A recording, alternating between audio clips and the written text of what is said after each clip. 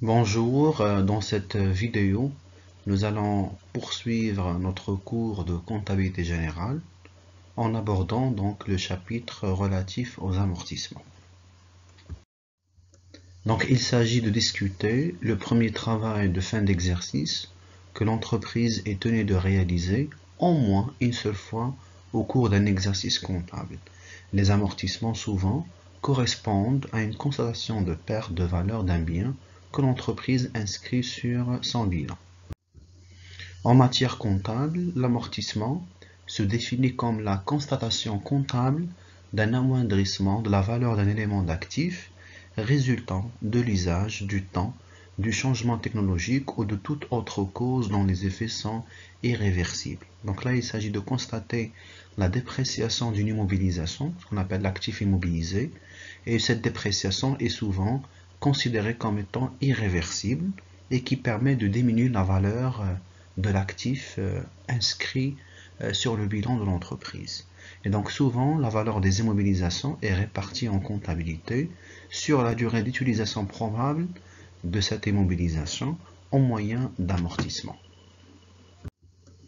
Par définition, un amortissement correspond à une constatation de perte de valeur d'un bien du fait de son usage, et là on parle de l'utilisation physique, l'usure physique, de l'évolution technique, souvent avec la question de l'obsolescence, puisque suite au progrès technique, au développement des technologies, certaines immobilisations deviennent avec le temps obsolètes. C'est le cas par exemple du matériel informatique qui se déprécie rapidement selon donc l'évolution en matière d'innovation technique et technologique. Ou bien tout simplement la dépréciation sera due au facteur du temps. Donc l'amortissement en tant que mécanisme comptable permet de corriger l'évaluation des immobilisations qui a été faite au titre de l'entrée dans le patrimoine de l'entreprise. Donc là, à travers l'amortissement, on va constater la dépréciation de l'immobilisation et à partir de là, on va distinguer entre la valeur d'origine et la valeur nette. Donc cette différence matérialise la présence d'une dépréciation qui sera constatée et enregistrée à travers l'amortissement. Donc la comptabilisation de l'amortissement s'avère obligatoire à la clôture de chaque exercice comptable, même si le résultat comptable se traduit par une perte. Donc indépendamment de la situation d'entreprise en matière de résultats, donc qu'elle soit bénéfice ou perte, l'entreprise est tenue obligatoirement de constater et d'enregistrer l'amortissement de ses immobilisations. Le rôle de l'amortissement peut être analysé selon trois points suivants. D'abord, il permet de répartir une charge sur une période pluriannuelle. Par exemple, pour les immobilisations en non-valeur, l'entreprise peut décider d'amortir certaines charges. Et là, sur votre plan comptable, dans la classe 2, vous aurez dans les immobilisations en non-valeur les charges à répartir sur plusieurs exercices et qui sont aussi amortissables de point de vue fiscal. Et à partir de là, l'amortissement permet de répartir une charge sur une période pluriannuelle entre 3 ans à 5 ans généralement. Le deuxième rôle de l'amortissement, c'est qu'il permet de constater la diminution de la valeur de l'actif de manière à ajuster la valeur du patrimoine de l'entreprise à sa réalité. Donc à travers l'amortissement, l'entreprise constate la dépréciation irréversible de la valeur de ses immobilisations et à partir de là, il permet d'actualiser la valeur du patrimoine à travers l'introduction de la valeur nette sur le bilan. Donc souvent sur un bilan, vous aurez trois rubriques. La valeur d'origine, c'est la valeur brute, la valeur à l'acquisition, le cumul d'amortissement et la valeur nette. Et à partir donc de la constatation de l'ensemble des dotations aux amortissements, l'entreprise ajuste, actualise la valeur du patrimoine à la réalité. Et en dernier lieu, l'amortissement génère des économies fiscales, puisque la constatation de l'amortissement permet d'augmenter les charges de l'entreprise, puisqu'il est enregistré parmi les comptes de charges en termes de dotation. Et cette augmentation de charges génère une diminution du résultat de l'exercice et par conséquent une diminution de l'impôt à payer. D'ailleurs, du point de vue fiscal, l'amortissement est une obligation légale, même si cette charge peut soit diminuer le bénéfice ou accroître le déficit. Comme on a déjà discuté au début de notre vidéo, l'amortissement est obligatoire indépendamment du résultat de l'exercice que l'entreprise dégage sur une période comptable. Qu'elle soit bénéfice ou perte, l'entreprise est tenue de constater et de comptabiliser l'amortissement dans le cas de ses travaux de fin d'exercice.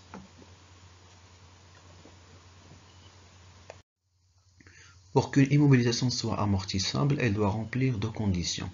D'abord, elle doit être inscrite à l'actif du bilan, et cela sous-entend que l'entreprise dispose des droits de propriété des immobilisations inscrites au bilan. Et donc là, sur le plan comptable et même sur le plan juridique, l'entreprise doit disposer les droits de propriété de l'immobilisation pour qu'elle puisse l'enregistrer en comptabilité.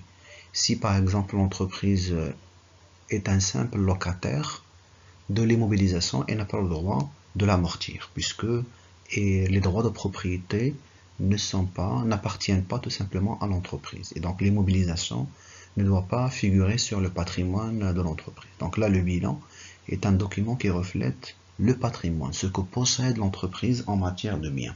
Et donc là, l'immobilisation doit être inscrite à l'actif du bilan. Cela signifie tout simplement qu'elle dispose des droits de propriété de l'immobilisation en question. Deuxième condition, c'est qu'elle doit être de nature à se déprécier avec le temps. Parce qu'il y a certaines immobilisations dont la valeur ne se déprécie pas. L'exemple, par exemple, des terrains ou du fonds commercial que souvent leur valeur s'apprécie avec le temps. Et donc ainsi, en matière comptable, nous avons les trois rubriques constitutives de l'actif immobilisé. Et donc sont amortissables les immobilisations en non-valeur, les immobilisations incorporelles à l'exception du fonds commercial et les immobilisations corporelles à l'exception des terrains. Une immobilisation est amortissable dès lors que l'utilisation qui va en être faite par l'entreprise est déterminable et que celle-ci soit limitée dans le temps. Cela se mesure notamment par la création de flux de trésorerie pour l'entreprise. En principe, toutes les immobilisations corporelles sont amortissables, à l'exception des terrains et des œuvres d'art dont la valeur s'apprécie avec le temps. Par exemple, nous avons donc les constructions, les installations générales, les agencements, les matériels et outillages industriels, matériel de transport, matériel de bureau, matériel informatique, le mobilier. Certaines immobilisations incorporelles sont aussi amortissables, comme par exemple les brevets d'invention, les licences d'exploitation, les logiciels, les coûts liés à la recherche-développement, donc à l'exception généralement du fonds commercial dont la valeur s'apprécie avec le temps. Et enfin, les immobilisations financières qui représentent des titres financiers, comme les actions et les obligations, ne sont pas amortissables, mais leurs valeurs peuvent toutefois se déprécier. Et donc, lorsque les immobilisations financières se déprécient, elles seront couvertes par la constatation d'une provision. Pourquoi tout simplement on considère cette dépréciation comme une provision et non pas un amortissement? Parce que tout simplement la dépréciation de ces immobilisations n'a pas un caractère irréversible, puisqu'il n'est pas certain, il est incertain, il est probable.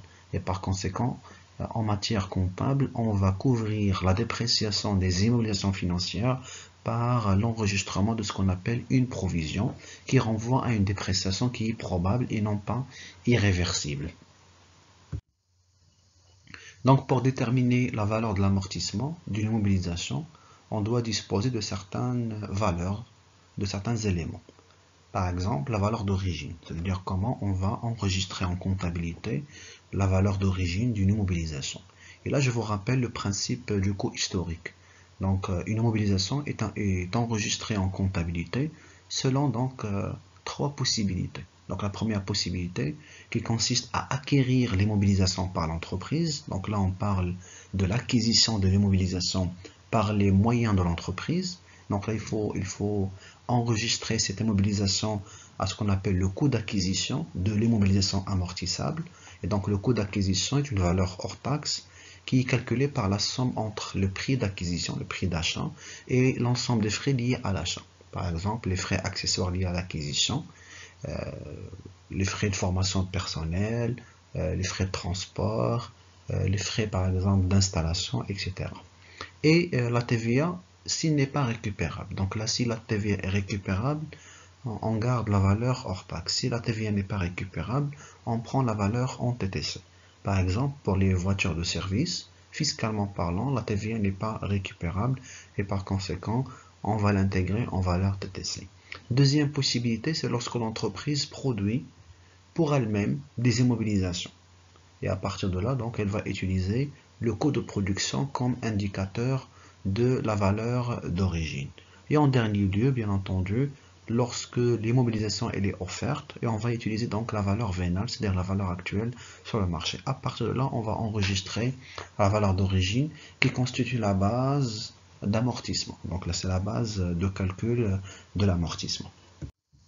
Deuxième concept, c'est la durée de vie, c'est la durée normale de l'utilisation de l'immobilisation, qui est appelée aussi durée d'amortissement. Donc c'est la durée d'usage que l'entreprise va faire par telle ou telle immobilisation et qui va permettre par la suite de calculer le taux d'amortissement, qui est un coefficient exprimé sous forme d'une fraction ou d'un pourcentage pour lequel on multiplie la valeur à amortir pour calculer la valeur de la dotation aux amortissements sur un exercice comptable. Donc généralement, le taux d'amortissement est un rapport entre 100 sur la durée de vie de l'immobilisation, de manière à avoir donc la fraction ou le pourcentage à imputer pour calculer la valeur exacte de la dépréciation. Cette valeur exacte de la dépréciation est appelée dotation d'amortissement. Donc elle correspond à la valeur, au montant, de la dépréciation subie par l'immobilisation amortissable sur l'année, sur un exercice comptable. Elle est généralement calculée grâce au taux d'amortissement.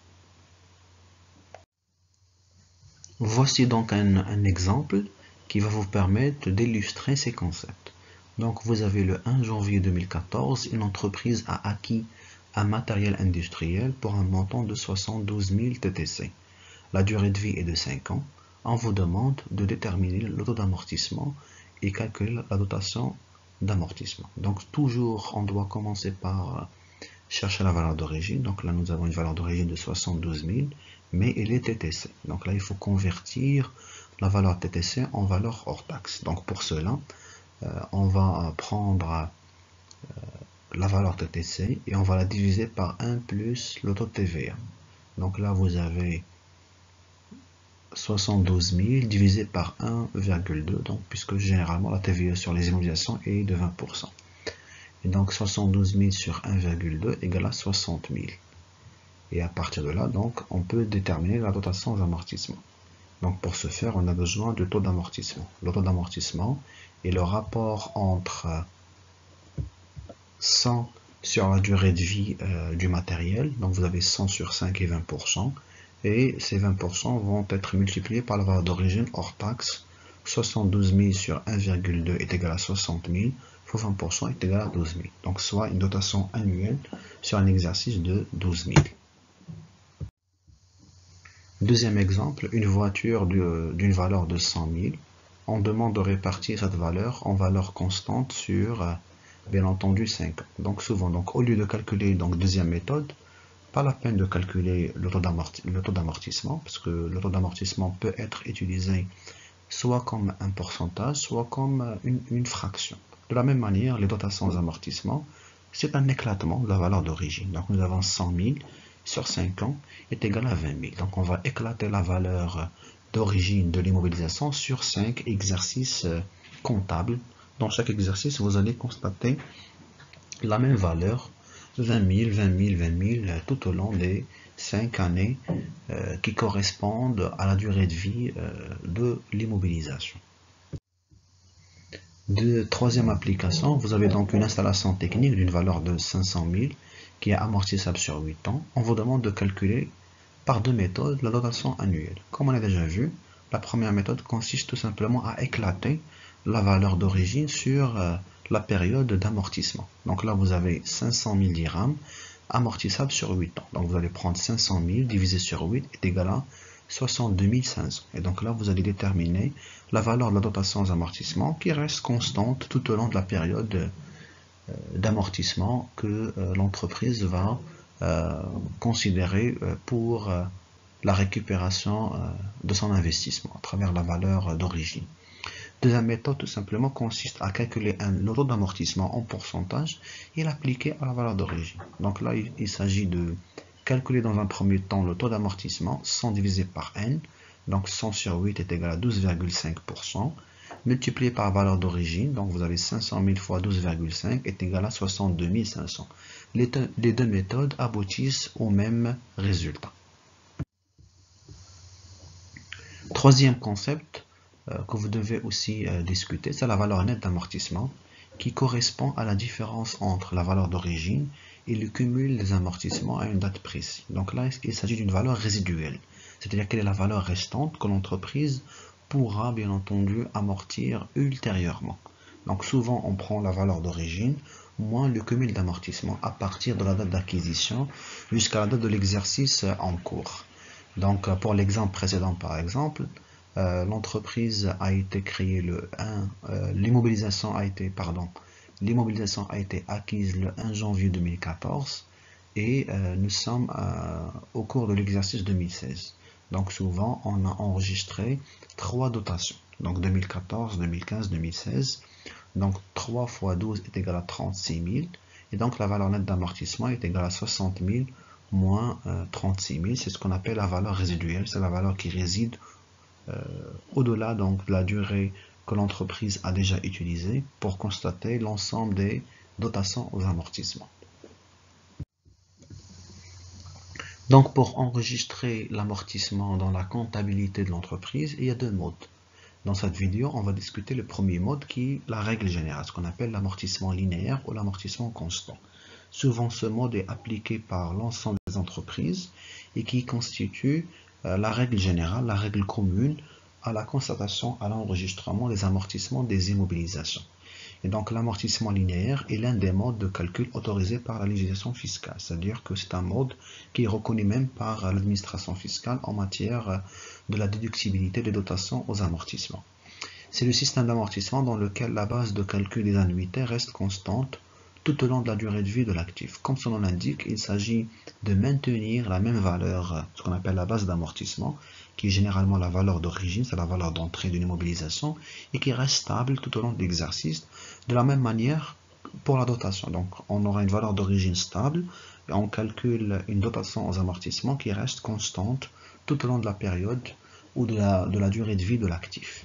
Donc généralement on fixe une période d'utilisation, appelée la durée de vie ou la durée d'amortissement. La valeur de base reste constante tout au long de la durée de vie, c'est ce qu'on appelle la valeur d'origine ou la valeur d'entrée, que vous avez enregistré bien entendu soit à l'acquisition, soit à la production. Donc là nous avons les immobilisations produites par l'entreprise pour elle-même, soit lorsque l'immobilisation est offerte, là vous allez utiliser la valeur vénale. Et par la suite vous allez calculer ponctuellement les valeurs résiduelles et que vers la fin vous aurez une valeur résiduelle nulle puisque vous allez récupérer 100% de la valeur d'origine. Vous allez mieux comprendre dans les applications. Donc voilà, pour déterminer l'amortissement linéaire sur une période, généralement on va dresser un tableau qui est souvent appelé tableau prévisionnel des amortissements à constater tout au long de la période déterminée en matière d'amortissement d'une immobilisation. Donc là c'est un tableau prévisionnel de réduction par tranches successives des valeurs inscrites au bilan sur une période déterminée. Par période déterminée, il faut comprendre la durée de vie de l'actif en question. Donc souvent, c'est la durée d'amortissement, c'est la durée d'usage, la durée durant laquelle l'entreprise va utiliser ou exploiter l'immobilisation. Et les tranches successives correspondent aux diverses dotations d'amortissement. Donc généralement, vous allez dresser le tableau que vous voyez sur l'écran. Donc nous avons plusieurs rubriques. La période qui renvoie au nombre d'exercices comptables durant lesquels l'entreprise va enregistrer ponctuellement l'amortissement de ses immobilisations, la base d'amortissement qui est la valeur d'origine et qui est constante, le taux d'amortissement qui est donc le rapport entre 100 et la durée de vie de l'entreprise, la valeur de la dotation qui est souvent donc la base d'amortissement multipliée par le taux, le cumul d'amortissement, donc c'est l'ensemble des dotations que l'entreprise cumule tout au long de la période déterminée, et enfin la valeur nette d'amortissement qui est la valeur résiduelle qui est calculée à travers la différence entre la base d'amortissement et les dotations enregistrées. Remarque, donc les amortissements sont calculés à partir de la date de mise en service et non la date d'acquisition, au cas où les deux dates ne coïncident pas.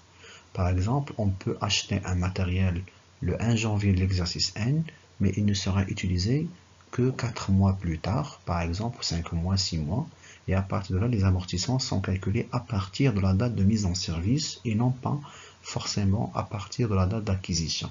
Mais sur le plan fiscal, l'entreprise a le choix entre les deux dates puisque fiscalement, les deux dates sont acceptées. Mais en matière comptable, le Code général de normalisation comptable considère que le fait générateur de la constatation de l'amortissement, c'est-à-dire la règle générale de l'enregistrement de l'amortissement, est la date de la mise en service d'une immobilisation et non pas la date d'acquisition au cas où les deux dates ne coïncident pas. Et donc généralement vous devez utiliser sur le plan comptable la date de mise en service, c'est-à-dire la date de l'exploitation effective de l'immobilisation. Si le bien amortissable est mis en service au cours de l'exercice comptable, la première dotation et la dernière sont calculées selon la règle du prorata tempori. Parce que parfois vous pouvez acheter une immobilisation au cours de l'exercice, pas forcément au début. Par exemple, vous allez le calculer au mois de mars, mois d'avril, mois de mai, etc. À partir de là, vous allez calculer ce qu'on appelle le prorata tempori, c'est-à-dire vous allez calculer le nombre de mois durant lequel l'entreprise va utiliser l'immobilisation. Par exemple, vous allez acheter une immobilisation au cours du mois de mars, donc vous devez calculer à partir du mois de mars jusqu'au mois de décembre le nombre de mois que vous devez imputer. Donc vous avez mars, avril, mai, juin, juillet, août, septembre, octobre, novembre, décembre. Donc 10 mois. Donc vous allez appliquer 10 sur 12. Et donc là, comme vous voyez sur l'écran, la première annuité sera déterminée par la valeur d'origine fois le taux d'amortissement fois n sur 12. C'est le nombre de mois durant lesquels l'entreprise va utiliser l'immobilisation sur l'exercice concerné. Et vers la fin, pour récupérer le reliquat, vous devez rajouter une dotation supplémentaire de manière à compléter les mois que vous n'avez pas enregistrés au cours du premier exercice. Et donc N, ici que vous voyez sur la première formule, correspond au nombre de mois d'utilisation de l'immobilisation pendant le premier exercice, et le M, c'est le nombre de mois d'utilisation de l'immobilisation pendant le dernier exercice, la durée de vie. De telle sorte que N plus M est égal à 12 mois. C'est-à-dire c'est juste une année qui sera fractionnée entre le premier exercice et le dernier exercice. Dans le calcul d'amortissement, toute fraction d'un mois est considérée comme un mois entier. Donc c'est-à-dire si vous avez par exemple 15 mars, vous considérez le mois en tant que tel. On ne tient pas compte des jours. Voilà une application. Donc vous avez un matériel de transport qui était acquis le 1 juillet 2003 à une valeur de 200 000 et qui est amortissable sur 5 ans. On vous demande de calculer les dotations de 2003, 2005 et 2008. Donc il est sur 5 ans. Donc 2003 on a acheté en juillet. Donc juillet, août, septembre, octobre, novembre, décembre, 6 mois. Donc on a 6 mois au cours de l'exercice 2003. Puis 2004, une dotation entière, 2005 entière, 2006 entière, 2007 entière et 2008, vous devez récupérer les 6 mois que vous n'avez pas enregistrés à la date d'acquisition, c'est-à-dire au cours de l'exercice de 2003. C'est ce qu'on appelle donc les règles du prorata tempori. Donc voilà, pour 2003, la dotation est calculée pour la période juillet jusqu'à décembre, donc soit 6 mois. Donc on va prendre la valeur d'origine fois le taux d'amortissement fois le nombre du mois, 6 sur 12. Le taux d'amortissement est de 20% puisque l'immobilisation est amortissable sur 5 ans. Donc 100 sur 5 est égal à 20%. À partir de là, vous allez calculer donc le prorata tout simplement en multipliant la valeur d'origine fois le taux d'amortissement fois 6 sur 12. Donc vous avez 200 000 fois 20% fois 6 sur 12 est égal à 20 000. Pour l'année 2005, on doit calculer une dotation complète entière, c'est normal. Donc vous avez 200 000 fois 20% est égal à 40 000. Et en 2008, vous allez récupérer le reliquat. Donc on avait juste enregistré 6 mois. Il nous reste encore 6 mois à récupérer vers la fin. Et donc si c'est la dernière année d'amortissement, on doit calculer une dotation pour 6 mois pour compléter la première année. Donc là vous avez 200 000 fois 20% fois 6 sur 12 est égal à de 20 000.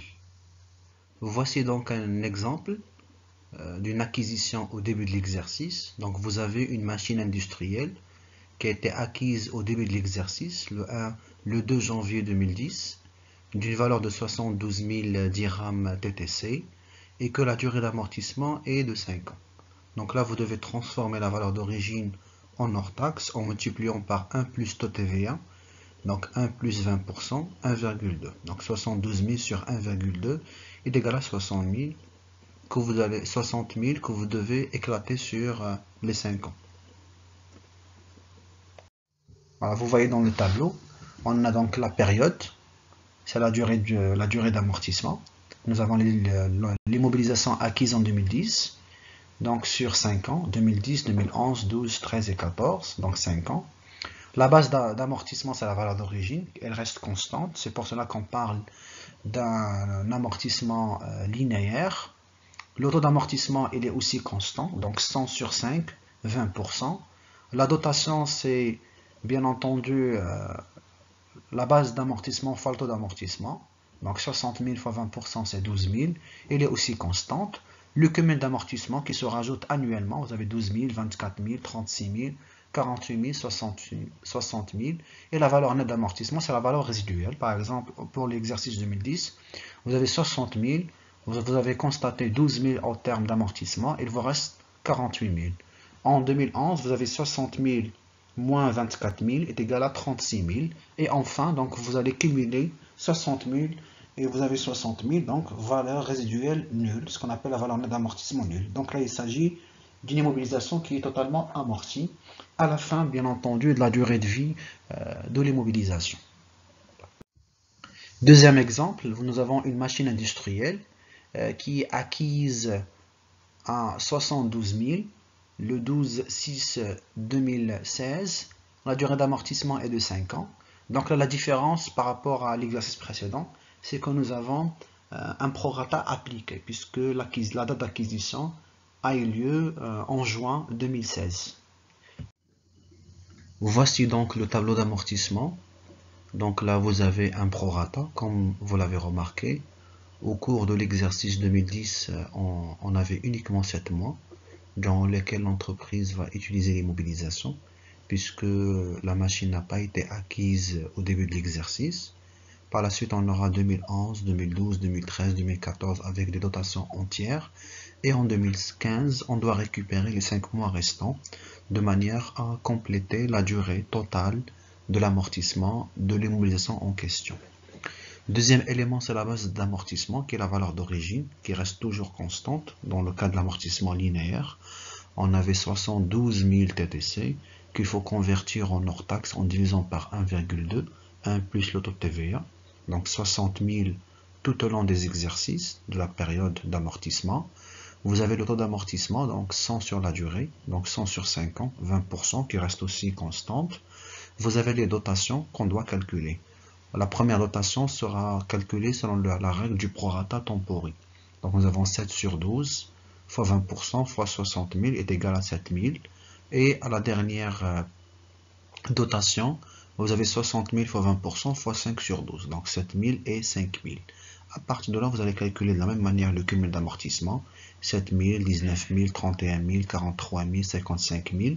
Et par la suite, vous calculez la valeur nette d'amortissement par la différence entre la base d'amortissement et le cumul d'amortissement. Et vers la fin, vous aurez donc la valeur nette nulle de manière à récupérer totalement la valeur d'origine. Et là, on parle d'une immobilisation qui est totalement amortie. En matière de comptabilisation d'amortissement linéaire, donc comme je vous ai expliqué, l'amortissement est considéré comme étant une charge. Et donc là, on va utiliser des comptes de charge qui doivent être débités puisque les comptes de charge augmentent par le débit et baissent par le crédit. Donc pour constater l'amortissement, il faut débiter le compte de charge qui correspond à une dotation d'exploitation aux amortissements. Donc la classe 61, souvent, donc, dans lesquels vous allez trouver par catégorie d'actifs immobilisés des comptes que vous devez utiliser.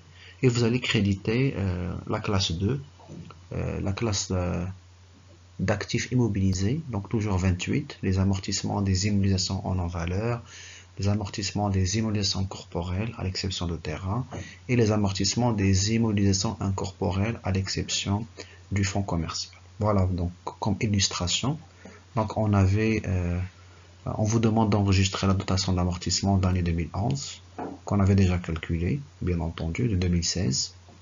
Donc on avait valeur d'origine 60 000 dirhams hors taxe, amortissable sur 5 ans. Donc là, pour enregistrer l'amortissement, donc on avait un taux d'amortissement de 20%, valeur d'origine 60 000 est égal à donc 12 000 au titre de dotation.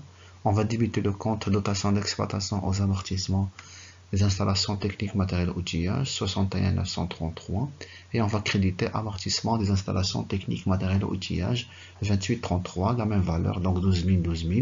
Et en termes de libellé, vous allez écrire constatation de la dotation d'exploitation aux amortissements au 31/12 de l'exercice 2016. Donc tout au long de cette vidéo, j'ai essayé de vous illustrer la définition, le rôle, l'utilité de l'amortissement, les concepts associés à l'amortissement et le premier mode de calcul de l'amortissement qu'on appelle l'amortissement linéaire et constant. Donc je vous souhaite une excellente suite de formation et à la prochaine vidéo. Enfin, n'hésitez pas à commenter cette vidéo en présentant vos éventuelles questions, observations ou remarques. À bientôt.